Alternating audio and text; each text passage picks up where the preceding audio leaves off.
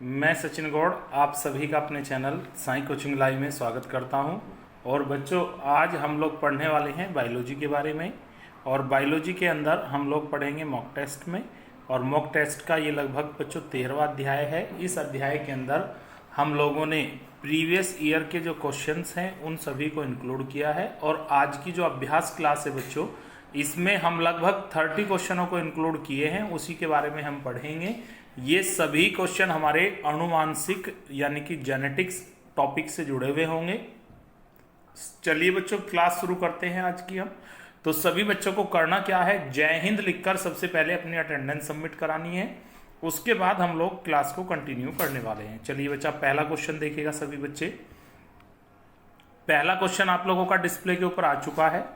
मटर के पौधे में पाया जाने वाला गुण निम्नलिखित में से कौन सा नहीं है। जो मटर का पौधा होता है, यहीं से अनुवांशिकी की शुरुआत हुई। ग्रेगर जॉन मेंडल के द्वारा जो वर्क किए गए थे वो मटर के पौधे पर किए गए थे। तो उसी को लेकर यहाँ पर क्वेश्चन आपसे पुटअप किया गया है।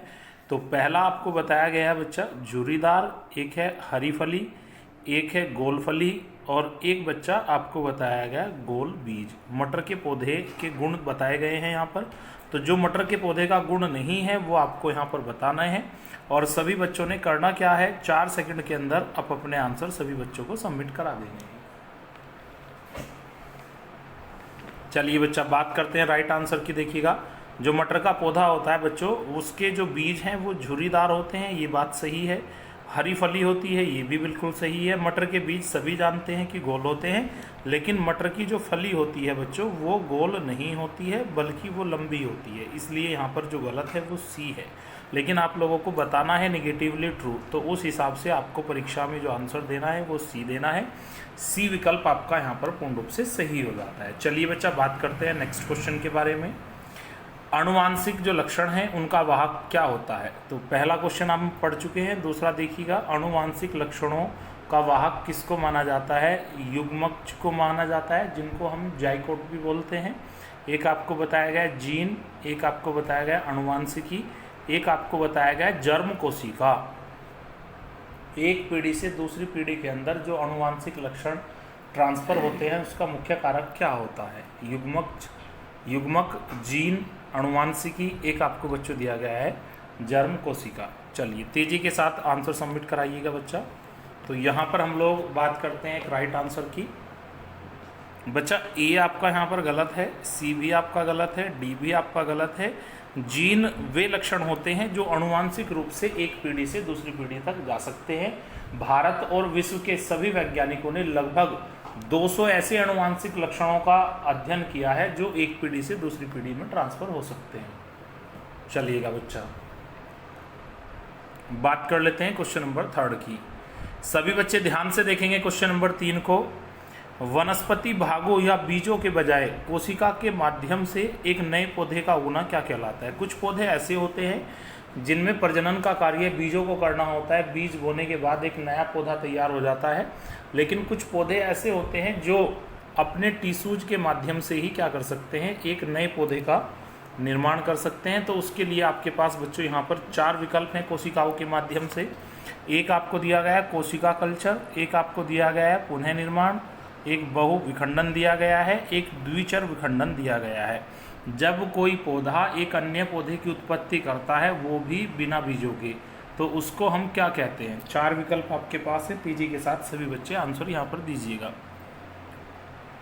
गुलाब का पौधा तैयार करने के लिए हम मात्र गुलाब की कलम को मिट्टी में दाब देते हैं। उसी की सहायता से आप लोगों को एक नए पौधे की प्राप्ति हो सकती है। तो इसका मतलब जो पौधे होते हैं उनके जो टिश्यूज होते हैं, टिश्यूज से भी एक नए पौधे की उत्पत्ति हो जाती है। ठीक है, आपने बहुत सारे पौधे पढ़े होंगे जिनकी कलम मात्र गाड़ने से एक नए पौधे की उत्पत्ति हो जाती है। ठीक है, तो बच्चा यहाँ पर देखिएगा राइट विकल्प, तो बी, सी और डी आपके गलत हैं।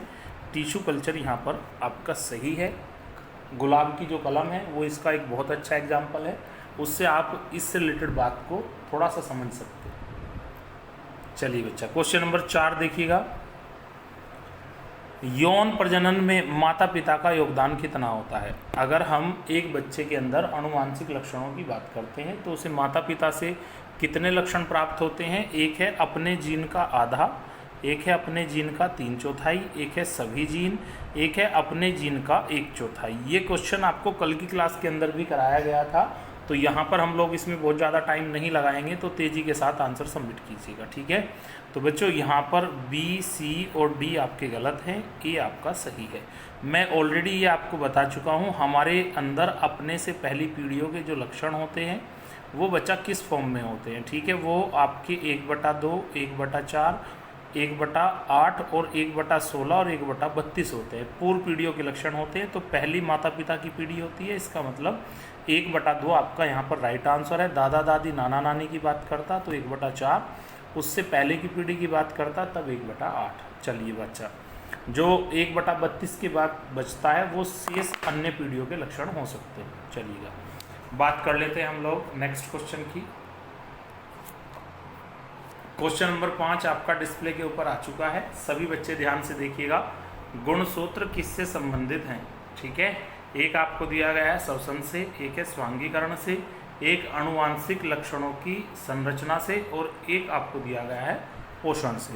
देखिए, आनुवांशिक लक्षणों के संचारण से यानी कि ट्रांसफर से। चलिए, गुणसूत्र किससे संबंधित होते हैं? तेजी के साथ सभी बच्चों ने अब अपने आंसर लाइव चैट बॉक्स में सबमिट कराने हैं और सभी बच्चों को 4 सेकंड के अंदर अब अपने आंसर यहाँ पर सबमिट करा देने हैं। चलिए बच्चा, बात कर लेते हैं हम लोग यहाँ पर सही विकल्प की। तो ए आपका गलत है, बी भी आपका गलत है, साथ ही साथ डी भी आपका गलत है, सी आपका यहाँ पर पूर्ण रूप से सही हो जाता है। सभी बच्चों को ये ध्यान रखना है। चलिएगा बच्चा, बात कर लेते हैं क्वेश्चन नंबर 6 की। 6 क्वेश्चन काफ़ी महत्वपूर्ण है, सभी बच्चे ध्यान से देखिएगा। यदि एक पौधे का समजीनी, जिसको हम जीनोटाइप बोलते हैं और वो जीनोटाइप होता है TTRR, तो उसका जो समलक्षणी है जिसको हम फेनोटाइप बोलते हैं, तो यहाँ पर जो खाली स्थान है ये आपको भरना है, ठीक है। एक पौधे में अगर समजीनी TTR है तो समलक्षणी जो होगा वो कैसा होगा उसका, ठीक है। एक है बोना झुरीदार, एक है लंबा झुरीदार, एक है बोना और गोल होगा पौधा, और एक है लंबा और गोल होगा, ठीक है। किस प्रकार के पौधे में इस प्रकार के आनुवांशिक लक्षण आपको प्राप्त हो जाएंगे, ठीक है भी। हालांकि थोड़ा सा फैक्ट क्वेश्चन है, जब हम आनुवांशिकी पढ़ते हैं तो मानव के बारे में और जंतुओं के बारे में हम लोग ज़्यादा पढ़ते हैं, पौधों के बारे में थोड़ा सा कम पढ़ते हैं, लेकिन यहाँ पर हम लोग बात कर लेते हैं राइट विकल्प की, ठीक है। फैक्ट क्वेश्चन मान के सभी बच्चे डायरेक्ट याद करेंगे। तो बच्चा ए यहाँ पर आपका गलत है पूर्ण रूप से, साथ ही साथ बी भी आपका गलत है और डी भी आपका गलत है। सी यहाँ पर आपका पूर्ण रूप से क्या है, सही है, बोना और गोल। चलिए, बात कर लेते हैं क्वेश्चन नंबर 7 की। एक नवजात बालिका की कोशिकाओं में गुणसूत्रों का कौन सा संयोजन होता है, ठीक है। एक नवजात बालिका यानी कि फीमेल कैंडिडेट यहाँ पर कहा गया है, तो उसके अंदर जो गुणसूत्र हैं वो कैसे होते हैं बच्चों। एक बताया गया है 44 गुणसूत्र प्लस जो 23वां जोड़ा है वो XX का, एक है 22 गुणसूत्र प्लस XX, एक बताया गया है 44 गुणसूत्र और XY, और एक बच्चा आपको बताया गया है 22 गुणसूत्र और XY। चलिए तेजी के साथ देखो बच्चों, थोड़ा सा आप लोगों को समझना है कि पुरुष और महिलाओं में जो गुणसूत्र होते हैं उसके टाइप अलग अलग होते हैं। पुरुषों में XY होते हैं और महिलाओं में XX होते हैं, ठीक है। उसी के आधार पर आपको क्वेश्चन को क्लैरिफाई करना है, और 4 सेकंड का समय एक बहुत माइनर सा समय होता है जो आपका लगभग कंप्लीट हो चुका है। तो अगर हम सी और डी की बात करते हैं, वाई की वजह से ये दोनों ही आपके क्या हो जाते हैं, गलत हो जाते हैं। उसके बाद बी भी आपका गलत हो जाता है, क्योंकि मानव में गुणसूत्रों की संख्या बच्चा 46 होती है, तो यहाँ पर 44 और 2 46 हो जाएंगे। साथ ही साथ थोड़ा सा आपको 23वां जो विषम जातीय जोड़ा होता है उसका भी ध्यान रखना है, XX, ठीक है। तो यहाँ पर आपका ए विकल्प पूर्ण रूप से क्या हो जाता है, सही हो जाता है, ठीक है। 44 समजातीय गुणसूत्र होते हैं, एक आपका विषम जातीय होता है। तो अगर लड़की है नवजात शिशु तो विषम जातीय में XX का कॉम्बिनेशन होगा, यदि नवजात शिशु है, बालक है, तब विषम जातीय का जो है वो 23वां जोड़ा आपका किस फॉर्म में होगा, XY की फॉर्म में रहा होगा। चलिए क्वेश्चन नंबर 8 देखिएगा सभी बच्चे ध्यान से। निम्नलिखित में से कौन सा कथन आपका सत्य है, ये आप लोगों को फाइंड करना है। जैसे जो टिड्ढा होता है और कीट पतंग होते हैं के नरों में सिर्फ 4 लिंग क्रोमोसोम होते हैं। एक है किसी नर में X गुणसूत्र और 2 Y गुणसूत्र होते हैं। एक आपको बताएगा मानव में 46 गुणसूत्र होते हैं, जिनमें से 21 जोड़े अलिंगी होते हैं। एक डी विकल्प यहाँ दिया गया है, द्विगुणित कोशिकाओं में गुणसूत्रों का एक विशेष जोड़ा होता है जो लिंग का निर्धारण करता है, और इन्हें हम लिंग गुणसूत्र भी कहते हैं। चलिए बच्चा, 4 विकल्प आपके पास है, थोड़ा ध्यान से पढ़िएगा, थोड़ा सा लेंथी क्वेश्चन है, लेकिन इतना टिपिकल नहीं है कि आप दिमाग लगाओगे और वो सोल्व नहीं होगा। चलिए थोड़ा सा दिमाग लगाइएगा, उसके बाद हम लोग राइट की बात करेंगे। तो चलिए राइट विकल्प की हम बात करते हैं बच्चा। यहाँ पर तो आपका देखिएगा सभी बच्चे, ए आपका यहाँ पर बच्चों गलत है, बी भी आपका गलत है, साथ ही साथ सी भी आपका गलत है, डी आपका पूर्ण रूप से सही है।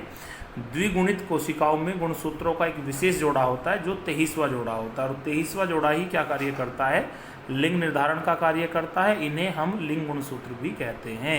इसका मतलब डी बच्चा आपका पूर्ण रूप से सही हो जाता है। चलिए बात कीजिएगा क्वेश्चन नंबर 9 की।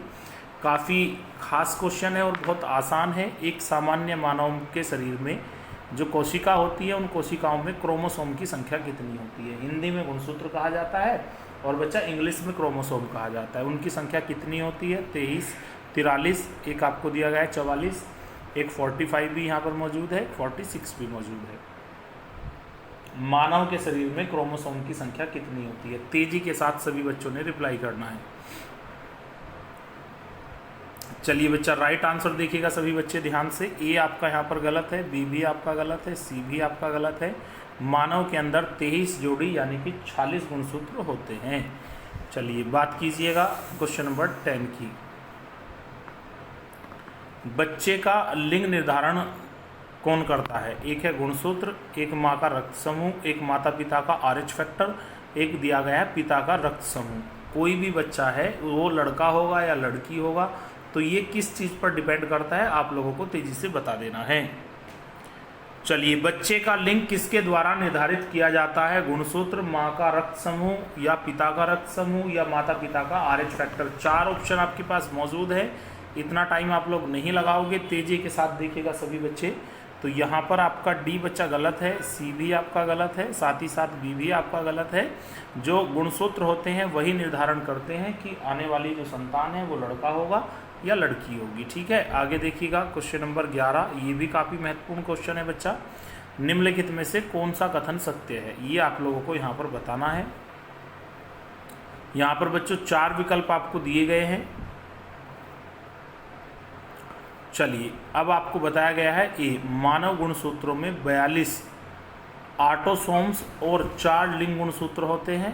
तो 42 और 4 46 हो जाते हैं, लेकिन यहाँ पर कॉम्बिनेशन आपका देखिएगा सही बनता है या नहीं बनता है। एक है जेनेटिक शब्द JD वाटसन के द्वारा दिया गया था 1906 में। एक है मेंडल को अनुवांशिकता का पिता माना जाता है, और एक है DNA जो अणु होता है, जो देखिए बच्चा सबसे पहले कोशिका होती है, कोशिका के अंदर केंद्रक होता है, केंद्रक के अंदर क्रोमोसोम होते हैं, और क्रोमोसोम के अंदर आपका क्या होता है? DNA होता है। ठीक है, ये आपको थोड़ा सा पता होना चाहिए। जो DNA होता है वो 2 पॉलीन्यूक्लियोटाइड रज्जु कोण यानी कि सेल्स बोल सकते हो एक प्रकार से, अणु से बना होता है, जो एक घुमावदार सीढ़ी की तरह होता है। तो ये आपके पास 4 स्टेटमेंट है। जो स्टेटमेंट आपका सही है वो आप लोगों को बता देना है। चलिए बच्चा, तेजी के साथ सभी बच्चे अपने आंसर यहाँ पर सबमिट कराएंगे। चलिए बच्चा, देखिएगा सही आंसर देखिएगा बच्चा। ए आपका गलत है, बी भी आपका गलत है, सी यहाँ पर सही है। अनुवांशिकता का पिता फादर ऑफ जेनेटिक्स किसको कहा गया है? ग्रेगर जॉन मेंडल को। लेकिन साथ ही साथ बच्चा डी भी आपका क्या है? सही है। ये क्वेश्चन थोड़ा विवाद में है, उसका रीज़न ये है कि ए और बी गलत हैं, जबकि सी और डी दोनों ही आपके गलत हैं। ग्रेगर जॉन मेंडल को अनुवांशिकता का पिता कहा गया है। बी जो ऑप्शन है वहाँ पर मिस्टेक कहाँ पर है? JD वाटसन नहीं है, वो W वाटसन है, तो उसी के वजह से ये आपका यहाँ पर गलत हो जाता है। ठीक है, तो सी आपका यहाँ पर सही है, क्योंकि अनुवांशिकता का पिता ग्रेगर जॉन मेंडल को कहा गया है, और अनुवांशिकता की खोज उनके द्वारा 1886 में की गई थी। ठीक है, ये तीनों ही बात बिल्कुल सही है। और DNA जो अणु है वो 2 पॉलीन्यूक्लियोटाइड रज्जु कोण से बना होता है, एक घुमावदार सीढ़ी के रूप में होता है। तो डी भी आपका सही है। तो यहाँ पर सी और डी दोनों ही आपके क्या हो जाते हैं बच्चा? सही हो जाते हैं। चलिए बात कर लेते हैं क्वेश्चन नंबर 12 की। निम्नलिखित में से कौन सा कथन सही है और कौन सा गलत है। सही है कुछ, कुछ गलत है, वो आपको फाइंड करना है और तेजी के साथ आप लोगों को आंसर सबमिट कराना है, ठीक है।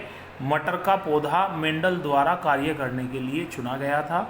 एक बी दिया गया है, गुणसूत्र कारक का वाहक होते हैं। कैसे कारक? अनुवांशिक कारक। अनुवांशिक कारकों का जो वाहक है वो हमारे गुणसूत्र होते हैं। एक सी दिया गया है, मानव अंगों में भुजाएं पक्षियों के पंखों के अनुरूप होती है। ये 3 स्टेटमेंट दिए गए हैं, इनके अंदर कुछ स्टेटमेंट आपके सही हैं, कुछ गलत हैं।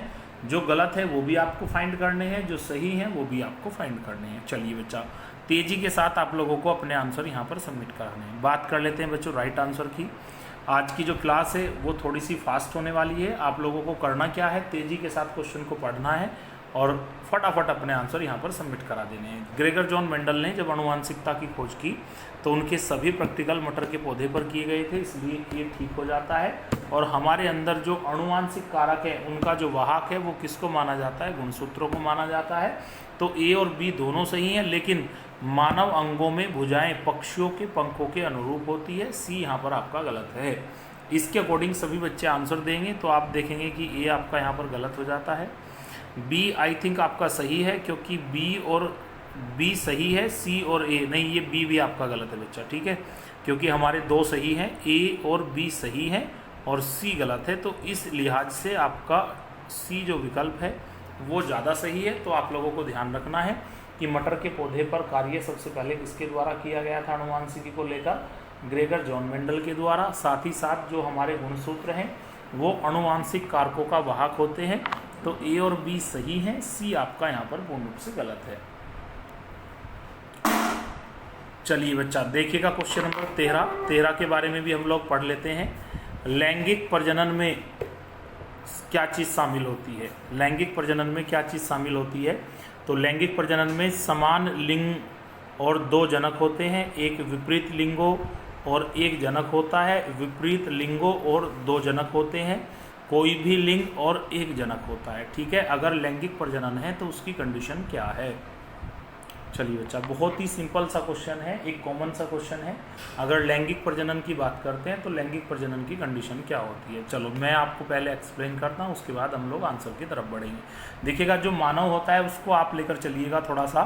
तो मानव किस प्रकार का प्रजनन करता है? ये एक लैंगिक प्रजनन करता है। तो एक मेल पार्टनर होता है और एक होता है फीमेल पार्टनर। 2 फीमेल मिलकर किसी प्रकार का कोई सेक्सुअल रिलेशन नहीं बना सकते, तो वो कभी भी कोई संतान पैदा नहीं कर सकते। तो इसलिए समान लिंग के 2 जनक हों तो इसका कोई पॉसिबिलिटी है ही नहीं। 2 पुरुष एक साथ सेक्स कर कोई संतान पैदा नहीं कर सकते, कोई महिला एक साथ सेक्स नहीं कर सकती, न ही कोई संतान की उत्पत्ति कर सकती है। तो इसका मतलब समान लिंग वाली जो कंडीशन है वो आपकी पूर्ण रूप से गलत है। दूसरा, अगर अपोजिट जेंडर है और एक जनक है तो भी पॉसिबल नहीं है। तो सबसे बड़ी बात क्या है? अपोजिट जेंडर होना चाहिए, अकेला व्यक्ति कोई संतान पैदा नहीं कर सकता। तो एक मेल पार्टनर होगा, एक फीमेल पार्टनर होगा, यानी कि 2 कैंडिडेट होना अनिवार्य है। साथ ही साथ दोनों अपोजिट जेंडर के होने चाहिए, ठीक है। अपोजिट जेंडर के हैं तो इसका मतलब अपोजिट जेंडर है, 2 विपरीत लिंग है, तो इसका सी विकल्प आपका बच्चों ठीक हो जाता है। तो सी आपका पूर्ण रूप से क्या है? सही है। चलिए बात कीजिएगा क्वेश्चन नंबर 14 की। एक मादा युग्मक में जो क्रोमोसोम होते हैं वो कितने होते हैं? इसमें थोड़ा सा आप लोग देखिएगा, थोड़े से डाउट्स हैं। युग्मक का मतलब यहाँ पर बच्चों एक प्रकार से जोड़े से है। तो एक मादा में कितने युग्मक क्रोमोसोम होते हैं? तो आप देखिएगा तेजी के, यदि आपसे पूछा जाता है मानव में कितने क्रोमोसोम होते हैं तब आपको 46 बताना है, लेकिन एक मादा युग्मक अगर शब्द इस्तेमाल किया जाता है तब आपको 23 बताना है। ये थोड़ा सा आप ध्यान दीजिएगा, ठीक है। क्योंकि जो युग्मक होता है वो पुरुष का जो शुक्राणु है और महिला का जो अंडाणु है उन दोनों के योग से बनता है। तो इसका मतलब एक युग्मक के अंदर 2 क्रोमोसोम होते हैं, एक पुरुष का होता है, एक महिला का होता है। तो टोटल कितने युग्मक होंगे? 23 युग्मक क्रोमोसोम होंगे। केवल क्रोमो शब्द इस्तेमाल किया जाएगा शब्द, तब आपको 46 बताना है, लेकिन युग्मक क्रोमोसोम यदि कहा जाए तब आपको 23 बताना है। क्योंकि एक युग्मक के अंदर 2 क्रोमोसोम होते हैं। एक युग्मक के अंदर कितने क्रोमोसोम होते हैं? 2। एक शुक्राणु की तरफ से कैरी होगा, एक अंडाणु की तरफ से कैरी होगा। बाकी थोड़ा सा क्वेश्चन देखिएगा मेरे अकॉर्डिंग यहाँ पर, और आंसर की के अकॉर्डिंग 23 सही बताया गया है। इस पर थोड़ा सा आप विचार कीजिएगा, ठीक है भी। चलिए बच्चा बात कर लेते हैं हम लोग क्वेश्चन नंबर 15 की। चलिए बच्चा क्वेश्चन नंबर 15 देखिएगा। एक मादा के अनिषेचित जो अंडे होते हैं उसमें क्रोमोसोम कितने होते हैं, किस फॉर्म में होते हैं। ठीक है, मादा के अनिषेचित जो अंडे होते हैं उसमें होते हैं XX क्रोमोसोम होते हैं, X क्रोमोसोम होते हैं, XY क्रोमोसोम होते हैं और Y क्रोमोसोम होते हैं। कुछ चीज़ें बहुत बेसिक सी होती हैं, ऑप्शन को देखते ही आपको पता लग जाएगा कि ये ऑप्शन आपका कभी भी सही नहीं हो सकता है। तो चलिए बच्चा तेज़ी के साथ सभी बच्चों ने अपना आंसर रिप्लाई करना है, उसके बाद हम लोग डिस्कस करेंगे एक राइट आंसर के बारे में। तो जहाँ पर Y है उनकी किसी प्रकार की कोई संभावना नहीं है। दूसरा, अब एक शब्द आपको ध्यान से पढ़ना है, निषेचित अनिषेचित दो शब्द हैं। अगर निषेचित कहा जाता है तब XX की फॉर्म होगी, और यदि अनिषेचित कहा गया है तब आपको बताना है X क्रोमोसोम, यानी कि B विकल्प बच्चा यहाँ पर आपका पूर्ण रूप से ठीक हो जाता है। चलिए बात कर लेते हैं क्वेश्चन नंबर 16 की। आनुवांशिक लक्षणों के जो जीन समूह को क्या कहते हैं। जो आनुवांशिक लक्षणों के जीन समूह होते हैं उसको क्या कहा जाता है। एलिल्स कहा जाता है, फिनोटाइप कहा जाता है, जीनोटाइप कहा जाता है और प्रबल जीन कहा जाता है। जो आनुवांशिक लक्षणों का समूह होता है जिसको हम जीन समूह भी कहते हैं, तो उस जीन समूह को विज्ञान की भाषा में बच्चों क्या कहा जाता है। तेजी के साथ आप सभी ने अपना आंसर सबमिट कराना था। 4 सेकंड का समय आई थिंक आपका पूरा हो चुका है। हम लोग बात कर लेते हैं एक सही आंसर के बारे में। बच्चा ए आपका यहाँ पर गलत है, बी भी आपका गलत है, साथ ही साथ डी भी आपका गलत है, जीनोटाइप आपका यहाँ पर पूर्ण रूप से सही है। यही सभी बच्चों को ध्यान रखना है। जो आनुवांशिक लक्षण होते हैं वो जीन कहलाते हैं, और जीन का जो समूह होता है, जीन के समूह को जीनोटाइप कहते हैं। ठीक है। 17 देखिएगा। एक पुरुष में के जो शुक्राणु होते हैं उसमें गुणसूत्रों की संख्या कितनी होती है। ठीक है, अगर हम पुरुष के शुक्राणु में गुणसूत्रों की संख्या की बच्चों बात करते हैं, बस ये ध्यान रखना है जो मानव होता है, मानव में गुणसूत्रों की जो संख्या होती है बच्चों वो कितनी होती है, 46।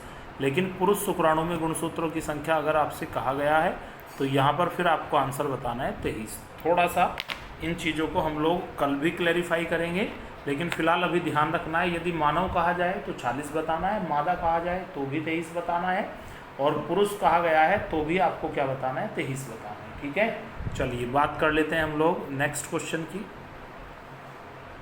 18 देखिएगा। मानव शरीर की कोशिका में पाए जाते हैं।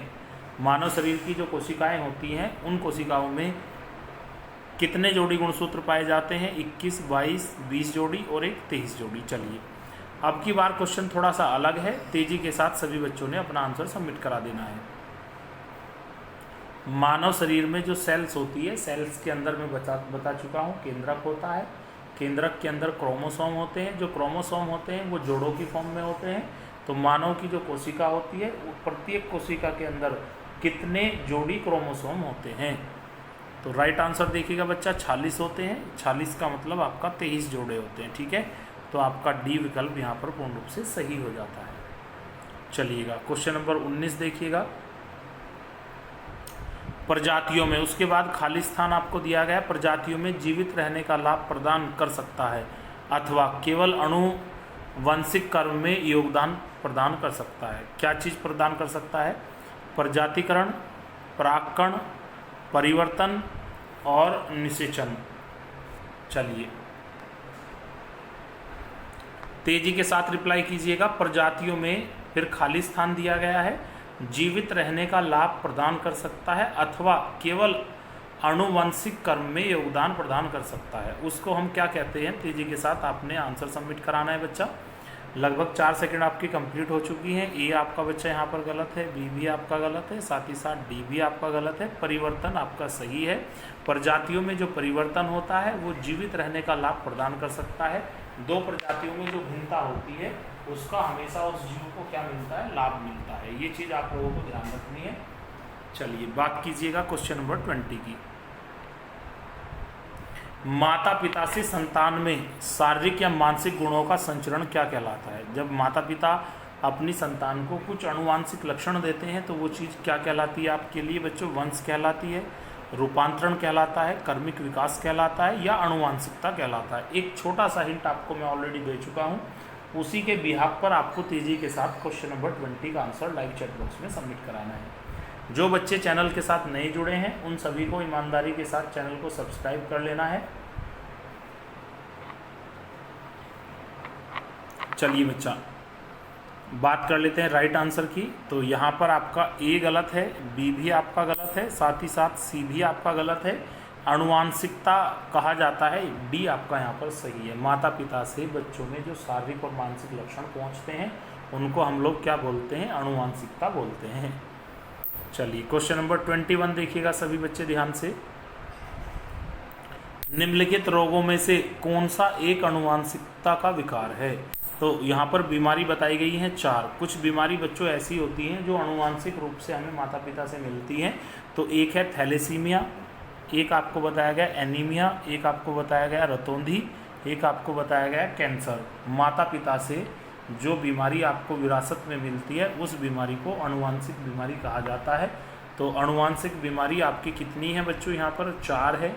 एक है थैलेसीमिया, एक है एनीमिया, एक है रतौंधी और एक बच्चा आपको डी दिया गया है। एनीमिया का मतलब होता है अरक्तता। जब बच्चे के शरीर में रक्त की कमी आ जाती है तो उसको हम क्या बोलते हैं? एनीमिया बोलते हैं। रतौंधी आंखों का रोग है।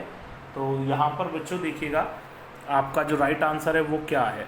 चलिए बच्चा बी आपका गलत है, सी भी आपका गलत है, डी आपका गलत है। लेकिन अगर ब्लड कैंसर की बात करते हैं तो बच्चों ब्लड कैंसर एक आनुवांशिक विकार होता है, लेकिन फिलहाल यहाँ पर कैंसर शब्द का इस्तेमाल किया गया है तो इसलिए हम डी को भी हटा देते हैं। आनुवांशिक जो बीमारी है वो थैलेसीमिया है। ये आपका यहाँ पर बच्चा ठीक है। बात कीजिएगा क्वेश्चन नंबर 22 की। बच्चों का लिंग फिर ब्लैंक दिया गया है, से प्राप्त होने वाले वंशाणुगत गुणसूत्र निर्धारित होते हैं। बच्चे का जो जेंडर है वो किसके बिहाफ पर निर्धारित होता है? पिता के या फिर प्रकृति के? माता और पिता दोनों या केवल माता? अगर कोई बच्चा लड़का होता है उसके लिए कौन जिम्मेदार है? लड़की होती है उसके लिए कौन जिम्मेदार है? तो इसका आप लोगों को राइट आंसर सबमिट कराना है। बहुत ही आसान क्वेश्चन है। किसी बच्चे का जो जेंडर है वो निर्धारित कौन करता है? किसके बिहाफ पर वो होता है? एक है पिता, एक है प्रकृति, एक है माता और पिता और एक है माता। तो बच्चा बी, सी और डी आपके यहाँ पर गलत हैं। पिता के अंदर XY गुणसूत्र होते हैं, इसीलिए वही जिम्मेदार होता है। यदि लड़का होता है तो उसके लिए भी वही जिम्मेदार है और यदि लड़की होती है तो उसके लिए भी उसी को जिम्मेदार माना जाता है। ठीक है, चलिए बात कर लेते हैं हम क्वेश्चन नंबर 23 की। किस प्रकार का पुनर्जनन अधिक विविधता ला सकता है? चलिए किस प्रकार का पुनर्जनन अधिक विविधता ला सकता है? बीजांड द्वारा जनन, एक है पुनर्जनन, एक है लैंगिक जनन, एक है मुकुलन। तेजी के साथ सभी बच्चों को अपना आंसर सबमिट करा देना। ठीक है, अगर बच्चों आपको इतनी जानकारी है कि जो जनन है यानी कि प्रजनन है वे 2 प्रकार के होते हैं, एक होता है लैंगिक, एक होता है अलैंगिक, तो आप इसका आंसर तेजी के साथ सबमिट करा पाओगे। यदि अधिक जैव विविधता है तो उसका कारण कौन सा प्रजनन होता है? लैंगिक या फिर अलैंगिक? ठीक है, तो हम बात करते हैं बच्चों तेजी के साथ आंसर की। अगर विविधता की बात की जाए तो वो कब पॉसिबल है? वो आपका लैंगिक प्रजनन में संभव है। इसका मतलब बी और ए आपके गलत हैं, डी भी आपका गलत है। मुकुलन एक प्रकार का अलैंगिक प्रजनन होता है। ऑलरेडी हम पहले की 1-2 क्लासों में पढ़ चुके हैं। जो लैंगिक प्रजनन होता है उसी में सबसे ज़्यादा जैव विविधता देखने को मिलती है, इसलिए सी आपका यहाँ पर रूप से सही है। चलिएगा चीज़ों को आगे बढ़ाते हैं थोड़ा सा। क्वेश्चन नंबर 23 देखिएगा। ठीक है, PDF1 में दिखाई देने वाला लक्षण क्या है? ये चीज़ आप नहीं कर पाओगे सोल्व, क्योंकि आप लोगों को गुणसूत्र पढ़ाए जाते हैं, कोशिका पढ़ाई जाती हैं और कुछ आनुवांशिक बीमारियां पढ़ाई जाती हैं, लेकिन पीढ़ियों के टाइप्स आपको नहीं पढ़ाए जाते हैं। तो जो F1 पीढ़ी होती है उसमें किस प्रकार के आपको लक्षण दिखाई देते हैं? मिश्रित लक्षण दिखाई देते हैं, प्रबल दिखाई देते हैं, प्रबल और परिसारी दिखाई देते हैं, प्रतिसार दिखाई देते हैं। ठीक है, तो F1 जो पीढ़ी होती है उसमें दिखाई देने वाले लक्षण बच्चों कैसे होते हैं? यहाँ पर हम लोग डायरेक्ट राइट आंसर की बात करते हैं। प्रबल, 1 मिनट बच्चा देखिएगा। तो बच्चा राइट आंसर देखिएगा सभी। ए बच्चा आपका यहाँ पर गलत है, थोड़ा सा फैक्ट क्वेश्चन है, डायरेक्ट याद कीजिएगा। ए गलत है, सी भी आपका गलत है, डी भी आपका गलत है, प्रबलता आपका यहाँ पर राइट आंसर है। आज की क्लास का बच्चों लास्ट क्वेश्चन हम लोग देखते हैं। क्वेश्चन नंबर 25 आपका डिस्प्ले पर आ चुका है। क्लास को ख़त्म करने से पहले मैं एक बार सभी बच्चों से हम्बल रिक्वेस्ट करता हूँ कि सभी बच्चे वीडियो को तेज़ी के साथ शेयर भी कर दीजिए जब जैसे ही लाइव आपकी 9 बजे चालू होती है। और जिन बच्चों ने सब्सक्राइब नहीं किया है वो ईमानदारी के साथ सब्सक्राइब कर लें। चलिए लास्ट क्वेश्चन देखिएगा आज की क्लास का। ब्लैंक दिया गया है, में वंशाणुक्रम के जो नियम हैं उनको किसके द्वारा प्रतिपादित किया गया है। आनुवांशिकी के जो नियम है वो किसके द्वारा प्रतिपादित किए गए हैं। ग्रेगर जॉन मेंडल के द्वारा, चार्ल्स डार्विन के द्वारा, स्टेनले मिलर के द्वारा, एक हेरोल्ड रे के द्वारा। चलिए तेजी के साथ 4 सेकंड में आप लोगों ने अपने अपने आंसर सबमिट करा देने हैं। वंशाणुक्रम के जो नियम हैं उनका प्रतिपादन किसके द्वारा किया गया है। ये तो बहुत ही आसान क्वेश्चन है। जब हम आनुवांशिकता के बारे में पढ़ते हैं तो सबसे पहले आप लोगों को ग्रेगर जॉन मेंडल के बारे में पढ़ाया जाता है। उसका रीज़न ये है कि ग्रेगर जॉन मेंडल को ही फादर ऑफ जेनेटिक्स माना गया है। तो बच्चा पहला आपका पूर्ण रूप से सही है। आई होप दैट आज की क्लास सभी बच्चों को अच्छी लगी होगी। फिर भी आपकी कोई क्वेरीज है, कोई डाउट्स हैं तो आप लोग कमेंट बॉक्स में अपने क्वेश्चन सबमिट करा सकते हो। यथासंभव जो भी मेरे प्रयास होंगे, जो भी मेरी अप्रोच होगी वो आपको दी जाएगी। Thank you so much watching our video.